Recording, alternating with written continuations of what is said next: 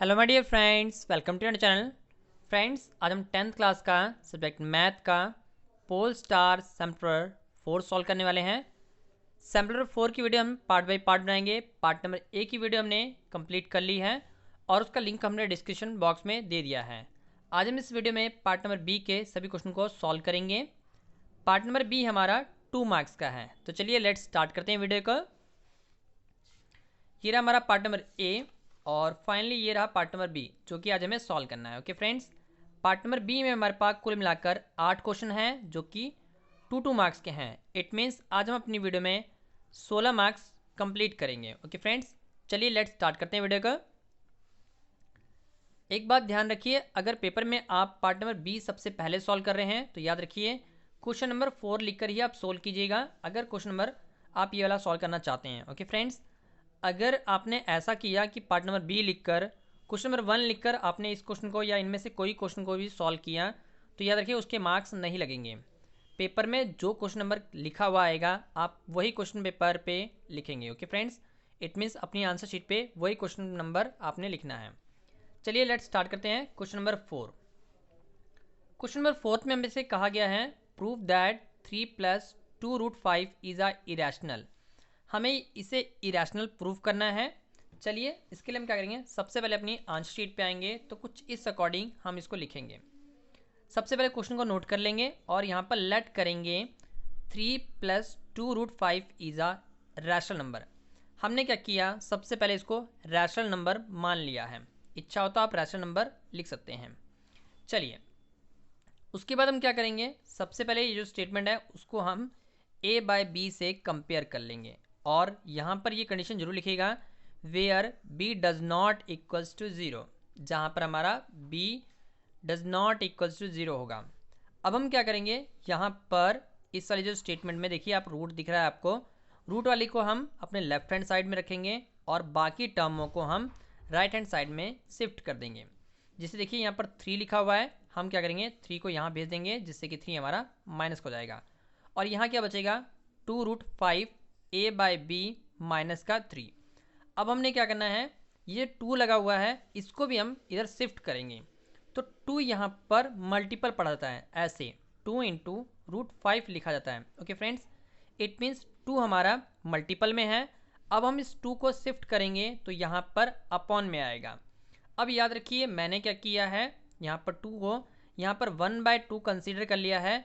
इच्छा हो तो आप इनके बटे में भी लिख सकते हैं। ओके फ्रेंड्स, इट मीन्स ऐसा भी लिख सकते हैं। कैसा देखिए रहा, मैं लिख के बताता हूँ आपको, कंफ्यूज होने की जरूरत नहीं है। ये 2 आप यहाँ लिख लें या फिर जैसा कि हमने लिखा है 1/2 और a बाय बी माइनस का 3 आप ऐसा लिख लें तो भी आंसर सही आएगा। ओके फ्रेंड्स, दोनों ही केसेस में दोनों ही केस हमारे सही हैं। अब हम क्या करेंगे, राइट हैंड साइड में हमारे पास ये मिल गया है, ये हमारा राइट हैंड साइड, और लेफ्ट हैंड साइड में देखिए सिर्फ रूट बचा हुआ है। ऐसे कोई भी क्वेश्चन आए आपने सबसे पहले मैथ वाली टर्म को लेफ्ट हैंड साइड या राइट हैंड साइड में शिफ्ट कर लेना है, एक तरफ कर लेना है, रूट वाली स्टेटमेंट को एक तरफ कर लेना है। ओके फ्रेंड्स, अब देखिए हम यहाँ लिखेंगे we know that √5 is a irrational number. हमने इस क्वेश्चन में इरेशनल, या जो हमारा √5 है ये एक इरेशनल नंबर होता है, ये हम जानते हैं, तो हमने यहाँ लिख लिया कि √5 is a irrational number. Okay friends, फिर हम क्या करेंगे, देखिए ये तो रही बात लेफ्ट हैंड साइड की। अब ये वाली टर्म है, देखिए a1/2 है, ये क्या है, ये हमारा फ्रैक्शन नंबर है, इट मीन्स रैशनल नंबर है। और ये देखिए a बाय बी ये भी हमारा रैशनल नंबर है। अब 3 लिखा हुआ है, इसके नीचे भी अगर हम 1 लगा लें और माइनस कर लें तो भी ये रैशनल नंबर ही बनेगा। रैशनल मतलब फ्रैक्शन वाली टर्म, अपॉन वाली टर्म। तो हम यहाँ देखिए इसको लिखेंगे a by B, it means ये वाली टर्म a बाय बी क्या है, रैशनल नंबर है। अब देखिए एक हमारा क्या आया है, ये हमारा लेफ्ट हैंड साइड था, √5 जो था ये हमारा लेफ्ट हैंड साइड है, इसको हम लेफ्ट हैंड साइड कहते हैं, इक्वल्स टू के इधर, और इक्वल्स टू के इधर क्या होता है, right hand side. Okay friends, तो यही हम दिखाने की कोशिश कर रहे हैं यहाँ पर, जो √5 है ये हमारा लेफ्ट हैंड साइड में है और a बाय बी मेरा राइट हैंड साइड में है। तो हम यहाँ लिखेंगे नाउ या हैंस लिखकर √5 does not equals to 1/2 a by B minus 3। देखिए रैशनल नंबर कभी भी इरेशनल के बराबर नहीं होता। एक ये देखिए यहाँ इरेशनल नंबर लिखा हुआ है √5 और ये रैशनल नंबर है। कोई भी दो नंबर अगर बराबर होंगे तो दोनों की क्राइटेरिया सेम होना चाहिए। क्राइटेरिया इट मीन्स अगर दोनों रकमें अपॉन में है तो दोनों रकमें अपॉन में होनी चाहिए, या फिर अगर एक रूट में है तो दूसरी भी रूट में ही उसी जैसी होनी चाहिए, तभी हम उसको सिमिलर या लेफ्ट हैंड साइड या राइट हैंड साइड लिखेंगे। तो दोनों ही हमारे पास अलग अलग केसेस आ रहे हैं, तो यहाँ पर एक कॉन्ट्रडिक्शन आ रही है तो हम इसको क्रॉस लगा देंगे कि ये लेफ्ट हैंड साइड और राइट हैंड साइड नहीं है। हमारा कभी भी इरेशनल नंबर रैशनल नंबर के इक्वल्स टू में नहीं सर्टिफाइज होता है। ओके फ्रेंड्स, इट मीन्स हम उसको left hand side right hand side equals to नहीं ले सकते हैं। इसीलिए हमने क्या किया, यहाँ डज नॉट इक्वल्स टू का सिंबल दे दिया है और लिखेंगे hence 3 + 2√5 is a irrational number. तो जो ये हमारा कंडीशन दिया हुआ था ये हमारा इरेशनल हो जाएगा, क्योंकि कभी भी रैशनल नंबर और इरेशनल नंबर इक्वल्स टू में नहीं होते हैं। ओके फ्रेंड्स, आई होप ये क्वेश्चन आपको क्लियर हो गया होगा। किसी तरह का भी डाउट रह गया है तो मुझे कमेंट बॉक्स में जरूर लिखिएगा, मैं उस पर सेपरेट वीडियो बनाकर आप तक पहुंचा दूंगा। चलिए अगला क्वेश्चन करते हैं। एक बात और याद रखिएगा, इस तरह के जितने क्वेश्चन हैं आपने ऐसे ही सॉल्व करने हैं, 2 + √5 या फिर 5 + 2 3 कुछ भी रूट में लगा हो, आप उस क्वेश्चन को ऐसे ही सॉल्व करेंगे। ओके फ्रेंड्स, चलिए अगला क्वेश्चन कर लेते हैं। Question number 5। क्वेश्चन नंबर 5 में हमसे क्या कहा हुआ है, हमें कहा गया है find the zero of the polynomial 6x² - 3 - 7x, verify the relation between the zeros and the coefficient. हमें क्या करना है, सबसे पहले इनके रूट निकालने हैं। इट मीन्स जीरो मतलब रूट्स होता है। ओके फ्रेंड्स, वैल्यूज होती हैं और उनको वेरीफाई भी करना है। तो चलिए लेट्स स्टार्ट करते हैं।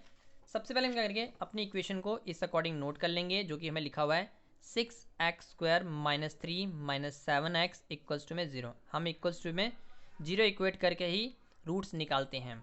अब ध्यान दीजिएगा, सबसे पहले इसको सीक्वेंस में लगाना बहुत ज़रूरी है। देखिए, सबसे पहले हाईएस्ट पावर, उसके बाद उससे कम वाली पावर, फिर नॉन वाली पावर, मतलब 6x² - 7x - 3 equals to 0। Okay friends, ये हमारी एक क्वाड्रेटिक इक्वेशन है। अब हम इसके जीरोस फाइंड आउट करेंगे, it means factor find out करेंगे। ओके फ्रेंड्स, चलिए अब हम क्या करेंगे, सबसे पहले एक बात याद रखिए, x² के साथ कोई भी डिजिट लगा हो या कोई भी कोफिशिएंट कह लीजिए 2 3 4 5 ऐसा कुछ भी लगा हो, वो लास्ट वाले डिजिट से मल्टीपल होता है। ओके फ्रेंड्स, आपको देखने में ये लग रहा है कि ये 3 लिखा हुआ है, बट हाँ ये 3 नहीं लिखा हुआ है, क्योंकि ये 6 का मल्टीपल करेंगे तो कितना है 18, 6 3 द 18। तो हम क्या करेंगे, 18 का एलसीएम करेंगे। ओके फ्रेंड्स, 18 का हम एलसीएम करेंगे, तो आई होप आपको एलसीएम तो आता ही होगा। एलसीएम करने के बाद हम देखें क्या करेंगे, ये जो मल्टीपल आपको देखने को मिल रहे हैं इन्हीं की सहायता से हम अपना ये फैक्टर तोड़ेंगे। देखिए यहाँ पर हमें क्या है, 7 लिखा हुआ है, हमें जोड़ के या घटाकर 7 लाना है और इन्हीं फैक्टर का यूज़ करना है। ओके फ्रेंड्स, तो हम क्या करेंगे, 3 और 3 को मल्टीप्लाई करेंगे और उसमें से 2 माइनस कर लेंगे, जिससे कि 7 मिल जाएगा। अगर आपको ये क्लियर ना हुआ तो आप ऐसे भी कर सकते हैं, 2 को 3 से मल्टीप्लाई करिए, कितना आएगा 6 में अगर मैं 3 ऐड कर दूं या सब्ट्रैक्ट कर दूं तो मुझे 7 नहीं मिलने वाला है। याद रखिएगा, जब भी आप फैक्टर करेंगे तो एक ही मेथड सेटिफाइज होता है। जैसे कि यहाँ पर 3 को 3 से ऐड किया, 3 को 3 से मल्टीप्लाई किया, 9 में अगर मैं 2 ऐड कर लूँ या सब्ट्रैक्ट कर लूँ तो देखिए 7 बनाया जा सकता है। तो मैंने सब्ट्रैक्ट कर लिया जिससे कि 7 बन गया। अब एक बात और यह ध्यान रखनी है कि 7 हमें माइनस चाहिए, तो हम क्या करेंगे, 9 माइनस कर लेंगे और प्लस का 2 रख लेंगे, जिससे कि मेरे पास 7 मिल जाएगा। It means 7x। तो हम यहाँ लिखेंगे 6x² वैसे का वैसा ही नोट कर देंगे, फिर यहाँ लिखेंगे माइनस का 9x और प्लस का 2x। अब एक बात और याद रखिएगा कि हमें इन्हीं दोनों को मल्टीप्लाई करके यहाँ 3 बनाना है, इट मीन्स 18 बनाना है। अब देखिए 9 को अगर 2 से मल्टीप्लाई करेंगे कितना आएगा, 18 बन जाएगा, और वो भी माइनस का 18 बन जाएगा। तो बिल्कुल सही है जी, यहाँ लिखेंगे हम बिल्कुल 3 लिखेंगे, बट एज्यूम क्या करेंगे कि ये 18 है। ओके फ्रेंड्स, आई होप ये कंसेप्ट आपको क्लियर हो गया होगा।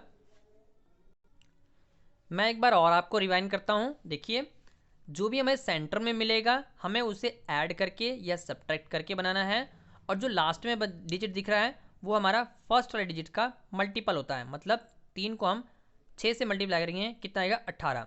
हम 18 का एलसीएम करेंगे पर लिखेंगे 3 ही, क्योंकि 6 अभी भी वहीं का वहीं पड़ा हुआ है। ओके फ्रेंड्स, चलिए अब हम क्या करेंगे, जब हमने ये फैक्टर तोड़ लिया है तो अब हम इन दोनों टर्म में से कॉमन निकालेंगे। अब 6x² है तो 6 को मैं क्या ले सकता हूँ, 2 इंटू 3 ले सकता हूँ। ओके फ्रेंड्स, और 9 को क्या ले सकता हूँ, 3 इंटू 3। दोनों में देखिए कॉमन क्या है, तो 3 कॉमन है। तो फाइनली हम 3 बाहर निकाल लेंगे और दोनों के पास x था, 6x² है, इट मीन्स x मेरा 2 बार है, और 9x है, इट मीन्स 9 मेरा x मेरा 1 टाइम है, तो x इसमें से भी कॉमन आ जाएगा। तो जब हम 3x बाहर लिख लेंगे तो अंदर में देखिए क्या बचेगा, एक यहाँ 2 बचेगा और एक ये वाला x बचेगा, तो फाइनली 2x यहाँ बचेगा। अब इधर वाले डिजिट में मतलब नीचे वाले डिजिट में क्या बचेगा, 3, तो फाइनली हम अंदर में क्या लिखेंगे, 3, वो भी माइनस का। ओके फ्रेंड्स, अगर इसको आप मल्टीप्लाई करेंगे वापस से वही स्टेटमेंट आ रही है तो याद रखिए आपका आंसर सही है। देखिए 3x को मैं 2x से मल्टीप्लाई करूँ कितना आएगा, 6x, बिल्कुल सही है जी। अब 3x को मैं 3 से मल्टीप्लाई करूँ कितना आएगा, 9x, तो बिल्कुल सही है जी। अब हमें क्या करना है, जो स्टेटमेंट हमारी ब्रैकेट के अंदर बनी है वही यहाँ लिख लेनी है। फिर हम करेंगे 2x को किससे मल्टीप्लाई करें कि हमारा 2x ही आए, तो हम क्या करेंगे, 1 से मल्टीप्लाई करेंगे। और यहाँ ध्यान दीजिए यहाँ प्लस लिखा हुआ है तो हम क्या करेंगे, प्लस के 1 से मल्टीप्लाई करेंगे जिससे कि 2x प्लस का आएगा, तो हमने यहाँ +1 लिख लिया। फिर से रिवाइंड करते हैं, 1 को अगर 2x से मल्टीप्लाई करो कितना आएगा, 2x, और 1 को 3 से मल्टीप्लाई करो कितना आएगा, -3x, क्योंकि यहाँ माइनस लगा हुआ है। आई होप ये कंसेप्ट आपको क्लियर हो गया होगा, और जीरो वैसे का वैसा ही चलाते जाना है आपने। इसके बाद का कंसेप्ट कैसे करना है, देखिए जो स्टेटमेंट कॉमन है या सेम है उसको आप पहले लिखेंगे, और उसके बाद 3x और 1 इधर हमें एक ब्रैकेट में करके लिख लेंगे, इक्वल्स टू 0 लगाएंगे। अब इसको 0 को इक्वल रखेंगे, it means 2x - 3 equals to 0, और स्लैश बनाकर 3x + 1 इक्वल्स टू 0 इधर लिख लेंगे। फिर हमें क्या करना है, यहाँ से ये मैथ वाले टर्म को एक तरफ और x वाले टर्म को एक तरफ, तो 3 देखिए नेगेटिव का है, यहाँ आएगा तो ये पॉजिटिव का हो जाएगा, और इधर रहेगा 2x, और 2 नीचे आएगा तो x बराबर 3/2। ओके फ्रेंड्स, इसी अकॉर्डिंग हम इसको करेंगे, तो 1 इधर आएगा तो माइनस का हो जाएगा, और 3 नीचे आएगा तो -1/3, ये भी मेरा x कंसेप्ट हो जाएगा। इट मीन्स जो ये मेरी दो वैल्यूज़ निकल जाएंगी x की, x 3/2 और x 1/3 माइनस का, इनमें से एक को आप अल्फ़ा लेट कर लेंगे और दूसरे को बीटा लेट कर लेंगे। ये हमने क्यों किया, क्योंकि हमें वेरीफाई भी निकालना है, इट मीन्स वेरिफिकेशन भी निकालना है। ओके फ्रेंड्स, आई होप ये क्वेश्चन आपको क्लियर हो गया होगा, एक बार रिवाइंड कर लीजिएगा वीडियो, आपको कोई भी डाउट्स नहीं रहेगा। चलिए आगे करते हैं, वेरीफाई करना स्टार्ट करते हैं। वेरीफाई के लिए क्या करेंगे, सम ऑफ जीरो और प्रोडक्ट ऑफ जीरो की सहायता लेंगे, तो हम सबसे पहले लिखेंगे sum of zero. Sum of zero क्या होता है, वो होता है हमारा -b/a। सम ऑफ जीरो में हम क्या लिखते हैं, alpha plus beta equals to में -b/a। अब देखिए अल्फ़ा क्या है, अल्फ़ा इट मीन्स 3/2, तो हम यहाँ लिखेंगे 3/2, बीच में लगाएंगे प्लस, बीटा क्या है -1/3, तो हम यहाँ लिखेंगे -1/3 ब्रैकेट में। ओके फ्रेंड्स, क्योंकि माइनस लगा हुआ है इसलिए ब्रैकेट लगा लीजिएगा। फिर लगाएंगे इक्वल्स टू माइनस, ये माइनस हमने ये रूल का लगाया है। अब b क्या है वो निकालना है, तो b कैसे निकलेगा, यहाँ से निकलेगा b।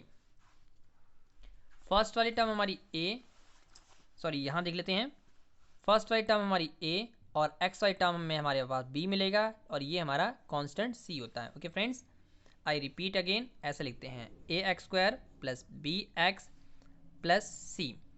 x वाले को हम b काउंट करते हैं, स्क्वायर वाले को a, और कांस्टेंट टर्म को हम c काउंट करते हैं। इस अकॉर्डिंग हमने क्या किया, a की वैल्यू हमारी क्या बनेगी, 6 बन जाएगी, a की वैल्यू 6 बन जाएगी जो कि हमने नीचे लिख दिया। b की वैल्यू कितनी बन जाएगी, 7, जो कि हमने अंदर -7 हम अप्लाई करेंगे ब्रैकेट लगाकर। ओके फ्रेंड्स, आई होप यहाँ तक आपको क्लियर हो गया होगा। ओके फ्रेंड्स, तो अब हम क्या करेंगे, यहाँ से अपनी ये ब्रैकेट को ओपन करेंगे और सेपरेट कर लेंगे। जब ये ब्रैकेट ओपन होगा तो ये प्लस माइनस चेंज होके माइनस बन जाएगा, और हम लिखेंगे 3/2 - 1/3। और यहाँ देखिए यहाँ पर भी जब ब्रैकेट ओपन होगा तो ये भी हमारा प्लस का बन जाएगा 7/6। अब हम यहाँ से क्या करेंगे, यहाँ से हम क्रॉस बाय मल्टीप्लाई करेंगे। 2 को अगर हम 3 से मल्टीप्लाई करेंगे कितना आएगा, 6, और ये 3 को 3 से मल्टीप्लाई कितना आएगा, 9। 2 को 1 से मल्टीप्लाई कितना आएगा, 2, बीच में क्या था माइनस, तो हमने माइनस लिख लिया। ये 7/6 वैसे का वैसा ही। अब इसको माइनस करेंगे कितना आएगा, 7/6। तो देखिए इक्वल्स टू में हमारे पास 7/6 पहले से पड़ा हुआ है, it means left hand side और राइट हैंड साइड हमारा प्रूफ हो जाएगा। इट मीन्स जो हमने यहाँ पर रूट निकाले हुए थे वो हमारा सही साबित हो रहा है। अब हम क्या करेंगे, सम ऑफ जीरो के लिए तो हमारा ये वेरिफिकेशन सही हो गया है। अब हम प्रोडक्ट ऑफ जीरो लगाएंगे। उसके लिए हम क्या करेंगे, यही वैल्यू कंसीडर करेंगे। तो हम लिखेंगे यहाँ पर प्रोडक्ट ऑफ जीरोस, वो होता है हमारा सी बाय ए। याद रखिएगा सम ऑफ जीरो क्या होता है, माइनस बी बाय ए, और प्रोडक्ट ऑफ जीरो कहते हैं C by A. Okay friends, I repeat again, sum of zero minus B by A, product of zero C by A. Okay friends, अब हम क्या करेंगे, यहाँ से प्रोडक्ट ऑफ जीरो होता क्या है, वो होता है हमारा alpha into beta. It means multiply करते हैं। ओके फ्रेंड्स, अल्फा क्या था, वो था हमारे पास 3/2, बीटा क्या था माइनस का 1/3। अब सी क्या था, सी हमारा कांस्टेंट टर्म था, इट मीन्स 3। ओके फ्रेंड्स, वो भी -3 था, देखिए तो हम यहाँ -3 लाएंगे। और ए क्या था 6, तो हम यहाँ लिख देंगे 6। अब देखिए जब आपके सामने मल्टीप्लाई का केस आता है तो नोमीटर को नोमीटर से और डिनोमीटर को डिनोमीटर से, इट मीन्स ऊपर की मल्टीप्लाई ऊपर से और नीचे की मल्टीप्लाई नीचे से। -3 को -1 से मल्टीप्लाई कितना आएगा, पहले तो ये कट भी हो रहा है, चलिए हम कट करते हैं। यहाँ हमने कट किया हुआ है 3 को, इस 3 से कट किया, ऊपर बचेगा -1 और नीचे बचेगा 2, तो हम लिखेंगे -1/2। कट हो रहा हो तो आप काट लीजिएगा, अगर नहीं कट हो रहा है तो आप एक काम करेंगे, ऊपर की मल्टीप्लाई ऊपर से और नीचे की मल्टीप्लाई नीचे से मल्टीप्लाई करके यहाँ लिख देंगे। ओके फ्रेंड्स, हमारे सामने देखो यहाँ पर 3 और 3 कट रहा था, हमने काट लिया, ऊपर बचा -1 और नीचे बचा 2, तो हम यहाँ लिखेंगे -1/2। अब देखिए यहाँ पर क्या है 6 और 3/6 है, तो ये भी कट रहा है तो इसको भी कट करते हैं, 3 1 दा 3, 3 2 दा 6, तो यहाँ पर भी हमारे पास -1/2 आ जाएगा। इट मीन्स हमारा लेफ्ट हैंड साइड और राइट हैंड साइड यहाँ पर भी प्रूफ हो जाएगा। इससे क्या साबित हुआ कि हमारा जो सम ऑफ जीरो निकाला हुआ है हमने, ये बिल्कुल सही निकाला हुआ है। आई होप ये क्वेश्चन आपको क्लियर हो गया होगा। चलिए नेक्स्ट क्वेश्चन की तरफ बढ़ते हैं। क्वेश्चन नंबर 6 है, उसमें हमसे क्या कहा हुआ है, हमें कहा गया है for which value of p does not a pair of equation given below has a unique solution।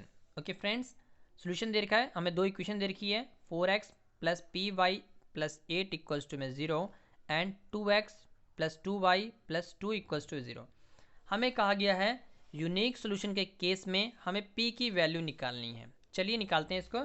सबसे पहले हम क्या करेंगे, इस इक्वेशन को यहाँ पर डिनोट कर लेंगे। ओके फ्रेंड्स, हम इसमें यहाँ पर नोट करेंगे, तो जो पहली इक्वेशन है उसको हम इस अकॉर्डिंग लिखेंगे, दूसरी इक्वेशन को इस अकॉर्डिंग लिखेंगे।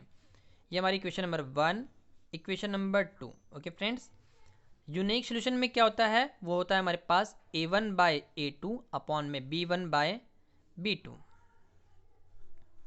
और बीच में होता है डज नॉट इक्वल टू का symbol. I repeat again, a1/a2 b1/b2 does not equal to होते हैं यूनिक सोल्यूशन के केस में। तो a1 क्या है, x के जो कॉफिशेंट है वो हमारा a1 और नीचे ये हमारा a2, तो 4/2 हम लिखेंगे। यहाँ पर b1 क्या है p और b2 क्या है 2, तो हम यहाँ लिखेंगे p/2 और बीच में डज नॉट का सिंबल। फिर हम क्या करेंगे, यहाँ से क्रॉस बाय मल्टीप्लाई कर लेंगे, जिससे कि देखिए 2 को 4 से मल्टीप्लाई करके लिखेंगे 2 × 4, और यहाँ पर मल्टीप्लाई करके लिखेंगे p × 2। इक्वल्स टू का सिंबल नहीं बनाएंगे हम, डज नॉट इक्वल्स टू का सिंबल बनाएंगे। और देखिए यहाँ से 2 कैंसिल कर लेंगे, तो क्या आएगा 4 इक्वल्स टू में 4 डज नॉट इक्वल्स टू में p, तो हम लिखेंगे 4 डज नॉट इक्वल्स टू में p। इसको सीधा कर लेंगे, p does not equals to 4। मतलब कि जो हमारा इक्वेशन दिया हुआ था, ये दोनों इक्वेशन यूनिक सोल्यूशन के केस में p की जो वैल्यू आएगी 4 को छोड़कर बाकी सारी वैल्यूज एग्जिस्ट करेगी, p equals to 4 does not equals to होगा यहाँ पर। ओके फ्रेंड्स, मतलब कहने का p यहाँ पर 4 नहीं होना चाहिए, इसके अलावा कुछ और हो सकता है। ओके फ्रेंड्स, तो फाइनली हमारा आंसर क्या है, यूनिक केस, यूनिक सोल्यूशन होने के केस में p does not equals to 4। Okay friends, I hope ये क्वेश्चन आपको क्लियर हो गया होगा। चलिए अगला क्वेश्चन कर लेते हैं, क्वेश्चन नंबर 7। क्वेश्चन नंबर 7 में हमसे क्या कहा हुआ है, हमें कहा गया in a triangle ABC DE parallel to AC and DF parallel to AE, prove that BF upon में FE और BE अपॉन में EC और ये देखिए ये डायग्राम भी दिया हुआ है। चलिए इसको हम अपनी कॉपी पर सॉल्व करते हैं। सबसे पहले हम क्या करेंगे, इस डायग्राम को ऐसे ड्रॉ कर लेंगे। ओके फ्रेंड्स, ड्रॉ करने के बाद देखिए हमने कुछ चीज़ें लिखनी है, वो आपने पेपर में भी लिखनी है। क्या क्या लिखेंगे, सबसे पहले हम गिवन लिखेंगे। गिवन में लिखेंगे triangle A B C in which D E parallel to B C and D F parallel to A E. Okay friends, उसके बाद हम क्या करेंगे, फिर लिखेंगे प्रूफ। प्रूफ दैट लिखेंगे, जो हमें प्रूफ करने को बोला था हम यहाँ लिख देंगे बी एफ अपॉन में एफ ई इक्वल्स टू में बी ई अपॉन में ई सी। ओके फ्रेंड्स, फिर हम क्या करेंगे, अब हम यहाँ पर सॉल्व करेंगे। तो सबसे पहले हम ट्राइंगल लेंगे ए बी सी, जिसमें देखेंगे तो D E parallel to A सी था, तो हमने लिखा इन ट्राइंगल ए बी सी। देखिए ए, ध्यान दीजिएगा मैं आपको पैरेलल का केस दिखा रहा हूँ, ए यहाँ पर बी और यहाँ पर सी। अब ए बी सी बड़ा ट्राइंगल है, उसमें क्या है डी और ई, वो ए सी के पैरेलल। देखिए ये लाइन और ये लाइन, आई रिपीट अगेन, जिसमें मैं डार्क कर रहा हूँ, ये लाइन देखनी है आपने और ये लाइन देखनी है। देखिए अपन आपस में ये पैरेलल दिख रही हैं, तो हम यही लिखेंगे in triangle A B C in which D E parallel to A C. देखिए जब कोई भी लाइन हमारे पास किसी अनदर लाइन के पैरेलल होती है और ट्राइंगल क्रिएट हो जाता है, तो हम उसको अपॉन में लिखते हैं ऐसे। यहाँ से B से लेकर D, तो हमने लिखा B से लेकर D और D से लेकर A। ओके फ्रेंड्स, ये हमने बीपीटी थ्योरम अप्लाई कर रहे हैं, उसी अकॉर्डिंग BE अपॉन में EC, तो BE अपॉन में EC। इक्वेशन नंबर 1 लिखकर आप यहाँ लिखेंगे by using BPT, basic proportional theorem. Okay friends, कौन सी थ्योरम, बेसिक प्रोपोर्शनल थ्योरम। इसे हम थियरम थ्योरम के नाम से भी जानते हैं। आई होप ये केस आपको क्लियर हो गया होगा। बीपीटी थ्योरम में आपस में जो साइडें होती हैं वो रेशो में होती हैं, इट मीन्स बटे में होती हैं। ओके फ्रेंड्स, इक्वल रेशो में डिवाइड हो रही होती हैं। ये हमने बीपीटी में प्रूफ किया हुआ है, वही केस हम यहाँ अप्लाई करेंगे। उसके बाद देखिए हमें एक केस और दिया था पैरेलल का, D F parallel to E C. तो सबसे पहले हमने लिखेंगे D F parallel to A E, sorry D F parallel to A E. तो D F parallel to A E हमने लिख दिया। ये देखेंगे केस कहाँ दिख रहा है हमें, तो उसी अकॉर्डिंग हमने ट्राइंगल कंसीडर करनी है। तो डी एफ कहाँ है, तो देखिए ये रहा डी एफ, ये वाला, और ए ई कहाँ है, तो ये रहा ए ई। मतलब मेरा जो ये चीज़ है डी एफ और ए ई, इस बार ये बन रहा है, तो हमारी सिर्फ यही ट्राइंगल की बात होगी, ए बी और ई तक, सी तक नहीं जाना हमें। ओके फ्रेंड्स, हमें ए बी और ई तक ही जाना है, तो हम ये ट्राइंगल भी इसी अकॉर्डिंग लिखेंगे इन ट्राइंगल ए बी और E in which D F parallel to A E. Okay friends, उसी अकॉर्डिंग हम क्या करेंगे, यहाँ से बी डी अपॉन में डी ए हम यहाँ लिख लेंगे, बी डी अपॉन में डी ए और बी एफ अपॉन में F E, B F upon में एफ ई। इक्वेशन नंबर 2 लिखकर इसको भी लिखेंगे हमने, यहाँ पर भी बीपीटी थ्योरम अप्लाई की है। ओके फ्रेंड्स, ये देखिए यहाँ पर हमारा इक्वेशन नंबर 1 बन गया है और ये हमारा इक्वेशन नंबर 2 बन गया है। अब हम इनका यूज़ करेंगे, कैसे यूज़ करेंगे, लिखेंगे फ्रॉम इक्वेशन 1 एंड 2। 1 और 2 को अब ध्यान से देखिए, तो ये जो चीज़ है बी डी और डी ए, यहाँ पर भी सिमिलर बन रहे हैं, सेम ही है। तो इन दोनों को हम कैंसिल करके इन दोनों का यूज़ करेंगे। तो हम लिखेंगे, सबसे पहले लिखेंगे इसको, क्योंकि हमें बी एफ पहले बोला हुआ था, इसलिए हमने क्या किया, बी एफ वाला पहले लिखा और एफ ई इधर लिख लिया है, और ये वाली चीज़ यहाँ लिख लिया, बी ई अपॉन में ई सी। देखिए यही चीज़ हमें प्रूफ करने की बोली हुई थी, जो कि हमने इक्वेशन 1 और 2 की सहायता से प्रूफ कर ली। ओके फ्रेंड्स, देखिए यहाँ पर और यहाँ पर। ओके फ्रेंड्स, आई होप ये आपको क्लियर हो गया होगा। लास्ट में जरूर हैंस प्रूव इट लिखना ना भूलें। आई होप ये केस आपको क्लियर हो गया होगा। चलिए अगला क्वेश्चन करते हैं, क्वेश्चन नंबर 8। क्वेश्चन नंबर 8 में हमसे क्या कहा हुआ है, हमें कहा गया है find the coordinate point of A where A B is a diameter of the circle whose centre is 2 and -3 and B point है जो 1 और 4 दिया गया है। सबसे पहले हम क्या करेंगे, एक सर्कल डिनोट करेंगे जिसका सेंटर हम O बनाएंगे और A यहाँ पर बनाएंगे, B यहाँ पर बनाएंगे, क्योंकि ए बी उन्होंने डायमीटर कहा हुआ है। ओके फ्रेंड्स, तो देखिए इस डायग्राम में आपको देखने को मिल रहा होगा कि ए से लेकर बी मेरा डायामीटर है और ओ मेरा सेंटर पॉइंट है, ए और बी ये कॉर्नर पॉइंट है। Okay friends, it means ending वाले पॉइंट्स हैं। अब हमें क्या कहा हुआ है, देखिए सबसे पहले सेंटर बोला था, तो हम सेंटर क्या लिखेंगे, 2 और 3 लिख लेंगे। और बी वाला पॉइंट उन्होंने स्पेशल लिखा हुआ है बी, तो हम यहाँ लिखेंगे बी वाला पॉइंट 1 और 4।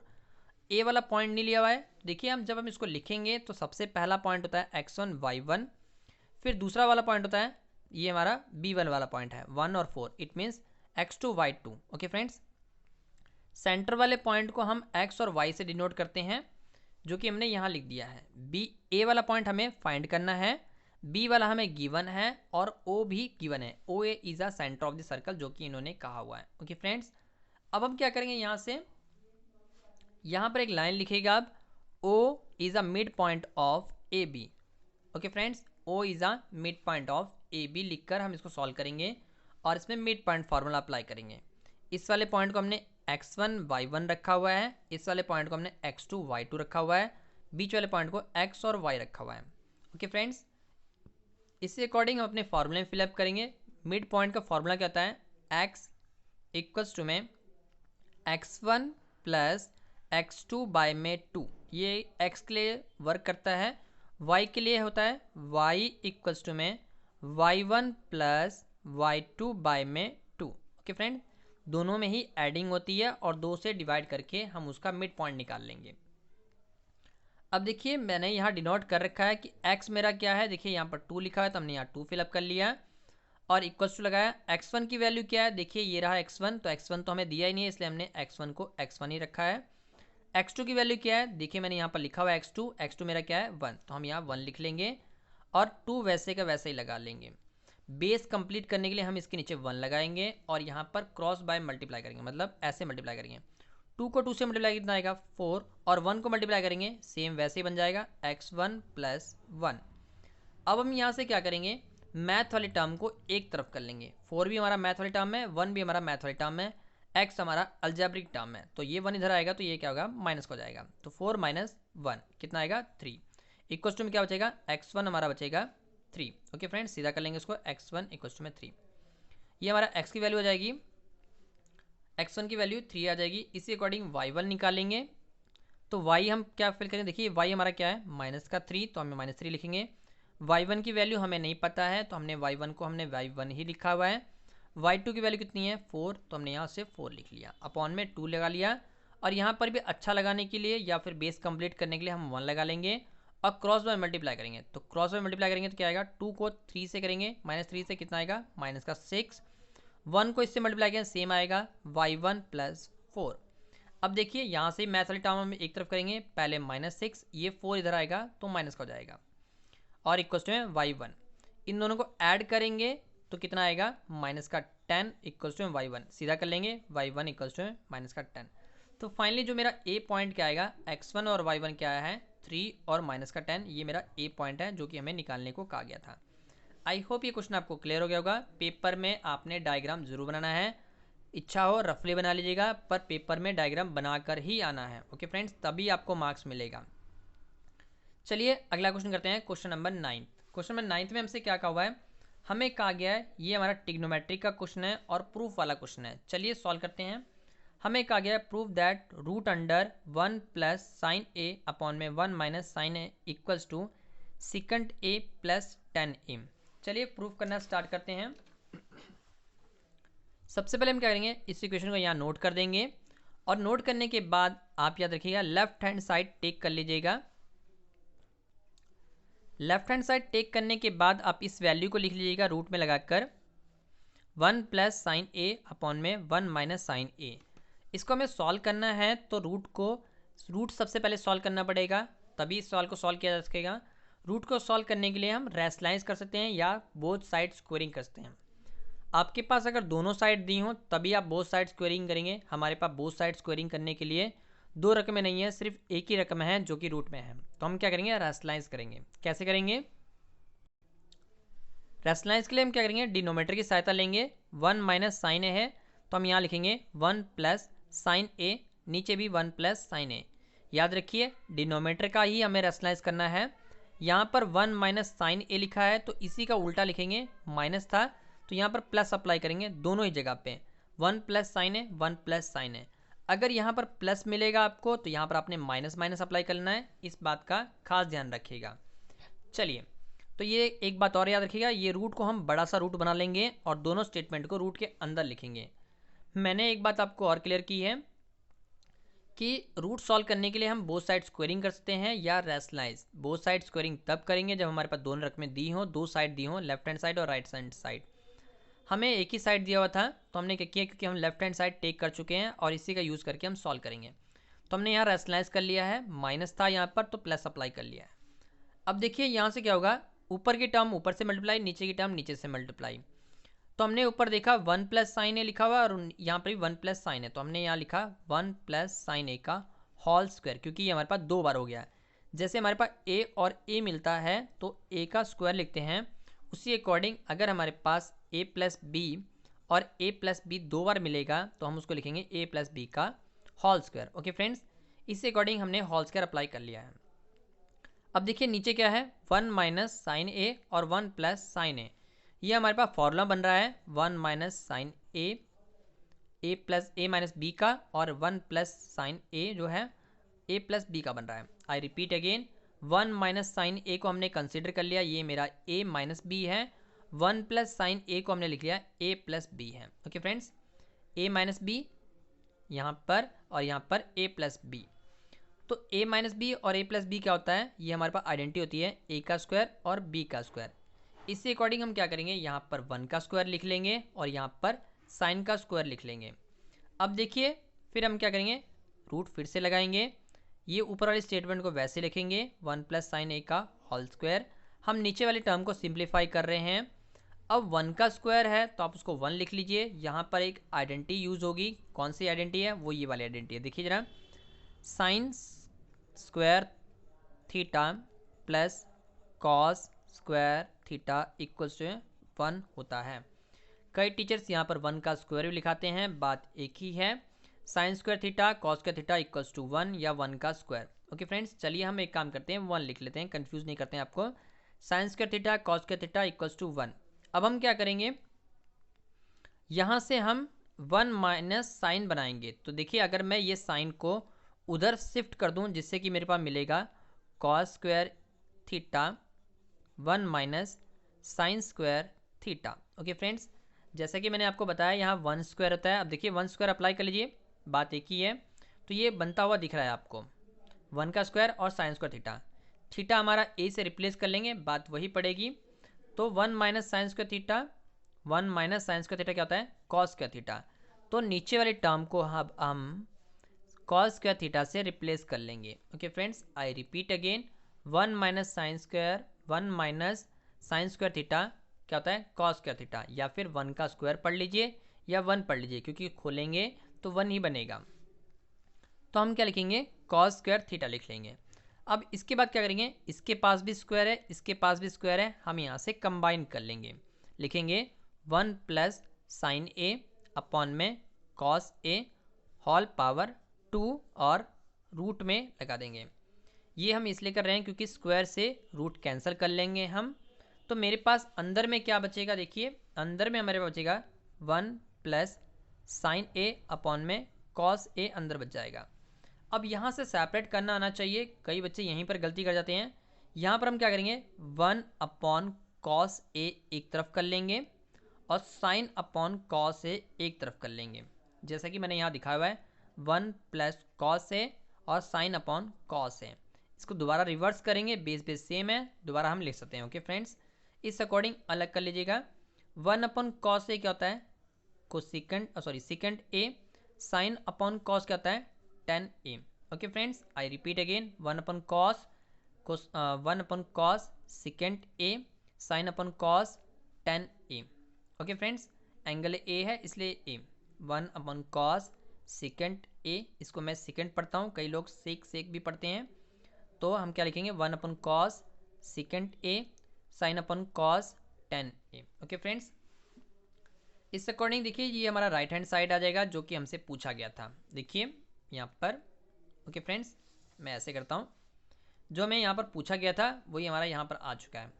आई होप ये क्वेश्चन आपको क्लियर हो गया होगा। ओके फ्रेंड्स, चलिए नेक्स्ट क्वेश्चन करते हैं। क्लियर ना हुआ हो तो हमें कमेंट बॉक्स में जरूर लिखिएगा, हम उस पर सेपरेट वीडियो बनाएंगे। ओके फ्रेंड्स, वैसे भी हमने ट्रिग्नोमेट्री पे एक सेपरेट वीडियो क्रिएट करनी है, उसका भी लिंक हम डिस्क्रिप्शन बॉक्स में जरूर दे देंगे। ओके फ्रेंड्स, चलिए क्वेश्चन नंबर 10 करते हैं। क्वेश्चन नंबर 10 क्या है, ये रहा हमारा question number 10। Find the area of rectangle, find the area of sector, find the area of sector of a circle. हमें एरिया ऑफ सेक्टर चाहिए of the radius with the radius 6 centimetre and angle of sector is 60 degree. हमें कहा गया है कि area of sector चाहिए जिसका radius हमें 6 सेंटीमीटर दिया हुआ है और एंगल 60 दिया हुआ है। तो सबसे पहले हम सर्कल ड्रॉ करेंगे, रेडियस हम लिखेंगे, ये हमारा रेडियस 6 और एंगल हम लिख लेंगे 60 डिग्री। ओके फ्रेंड्स, अब हम क्या करेंगे, ये लाइनें लिखना बहुत ज़रूरी है तभी आपको मार्क्स मिलेगा। हम लिखेंगे रेडियस ऑफ सेक्टर 6 सेंटीमीटर और angle of sector 60 degree. Area of sector का फॉर्मूला याद रखिए, theta by 360 pi R square.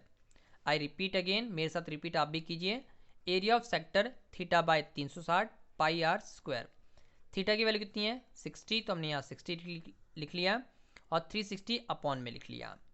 पाई की वैल्यू 22/7। अगर आपको पाई की वैल्यू स्पेसिफिक बोला जाए, आपने 3.14 अप्लाई करनी है, तभी आप अप्लाई करेंगे पाई की वैल्यू, नहीं तो आप क्या करेंगे, पाई की वैल्यू आप 22/7 ही अप्लाई करेंगे। ओके फ्रेंड्स, तो हमने यहाँ लिख लिया 22/7 और आर कितना है 6, तो हमने 6 2 बार ओपन कर लिया है। अब हम क्या करेंगे, यहाँ से थोड़ा सा इसको सिंप्लीफाई करेंगे। तो कैसे करेंगे देखिए, सबसे पहले तो 0 कट कर लीजिए। 6 के टेबल में 6 × 6, 6 × 6 36। अब इस 6 से ये वाला 6 कट कर लीजिए, आपके पास क्या बचेगा 22 इंटू में 6 अपॉन में 7। इनको मल्टीप्लाई करके कितना आएगा 132 अपॉन में 7। सेंटीमीटर स्क्वायर जरूर लिखिएगा क्योंकि ये हमारा सेंटीमीटर में दिया हुआ था। तो हम लिखेंगे finally area of sector 132 upon में 7 सेंटीमीटर का स्क्वायर। आई होप ये क्वेश्चन आपको क्लियर हो गया होगा। चलिए क्वेश्चन नंबर 11 करते हैं। क्वेश्चन नंबर 11 में हमसे क्या कहा हुआ है, हमें कहा गया है a dice is throw once, एक डाइस को एक बार फेंका जाता है। डाइस इट मीन्स लूडो की गीटी। Find the probability of getting, हमें प्रोबेबिलिटी फाइंड करनी है। यहाँ पर 3 केस बोले गए हैं, एक prime number, a number laying between 2 and 6 and odd number. तीनों केस को हमें सॉल्व करना है। चलिए सॉल्व करना स्टार्ट करते हैं। सबसे पहले देखिए जरा, जब हम लिखेंगे इसको तो कुछ इस अकॉर्डिंग लिखेंगे। जब हम लूडो की गीटी को फेंकेंगे तो प्रोबेबिलिटी क्या आ सकती है 6 तक आ सकती है, क्योंकि लूडो की गीटी में 1 2 3 4 5 और 6, ये 6 तक ही नंबर बनते हैं। तो टोटल आउटकम्स क्या होंगे 6। अब देखिए पहला केस सॉल्व करने जा रहे हैं। तो पहले केस में हमसे बोला गया है अब प्राइम नंबर। अब प्राइम नंबर कौन से होते हैं, तो देखिए वो नंबर जो अपने ही टेबल पे जाते हैं या अपने टेबल पे ही आते हैं उनको हम प्राइम नंबर कहते हैं। 2 एक प्राइम नंबर है, 3 भी एक प्राइम नंबर है और 5 भी एक प्राइम नंबर है। तो कितने प्राइम नंबर मिल गए मेरे पास 3, तो हम यहाँ लिखेंगे 3। अब लिखेंगे यहाँ पर प्रोबेबिलिटी गेटिंग प्राइम नंबर। तो फॉर्मूला याद रखिएगा, आउटकम्स अपॉन में total outcomes. Okay friends, I repeat again, outcomes upon में टोटल आउटकम्स। यहाँ पर कई टीचर्स या कई बच्चे अलग फार्मूला भी अप्लाई करते हैं, कौन सा, फेयरेबल आउटकम्स अपॉन में टोटल फेयरेबल आउटकम्स। बात एक ही है, जो भी आपको आसान लगे आप वो अप्लाई कर लीजिएगा। चलिए आउटकम्स क्या है, तो प्राइम नंबर कितनी बार थे हमारे पास 3, तो 3 हम लिखेंगे। टोटल आउटकम्स कितने हैं, वो थे हमारे पास 6, तो यहाँ पर हम 6 लिख लेंगे। अब हम इसको कट करेंगे, 3 1 दा 3, 3 2 दा 6, तो फाइनली आंसर क्या आएगा 1/2। इसी को हम लिखेंगे प्रोबेबिलिटी गेटिंग प्राइम नंबर, कितना आ गया 1/2। आई होप ये केस आपको क्लियर हो गया होगा। चलिए अगला केस कर लेते हैं। हमें कहा गया है a number laying between 2 and 6, हमें चाहिए 2 और 6 के बीच में कितने नंबर आएंगे, उनकी प्रोबेबिलिटी फाइंड आउट करनी है। इसलिए यहाँ लिखा हुआ है लेइंग बिटवीन 2 and 6, मतलब 2 और 6 के बीच में जो संख्या आ रही है उन्हीं की प्रोबेबिलिटी निकालनी है। तो हमने लिखा यहाँ पर नंबर बिटवीन 2 and 6। अब देखिए 2 और 6 के बीच में कितने संख्या आएंगी, क्या आएगा, एक 3 आएगा, एक 4 आएगा और एक 5 आएगा। ना तो हमने 2 को लेना है और ना तो 6 को लेना है, क्योंकि इनके बीच की संख्या काउंट करनी है। कितनी बन रही है 3, तो हम यहाँ लिखेंगे 3 और फिर लिखेंगे probability getting number between 2 and 6। तो कितने आउटकम्स बन रहे हैं 3, टोटल आउटकम कितने हैं 6। तो बार बार आपको फार्मूला नहीं लिखना है, एक ही बार फार्मूला लिखकर आपने सॉल्व कर लेना है। ये भी कट हो रहा है 1 और ये कितना है 2। ओके फ्रेंड्स, तो प्रोबेबिलिटी गेटिंग नंबर 2 एंड 6 कितना आएगा 1/2।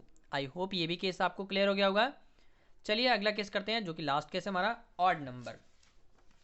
अब ऑड नंबर हमारे पास क्या होते हैं, देखिए जरा ऑड नंबर कौन से होते हैं 1, 3 और 5, ये हमारे ऑड नंबर होते हैं।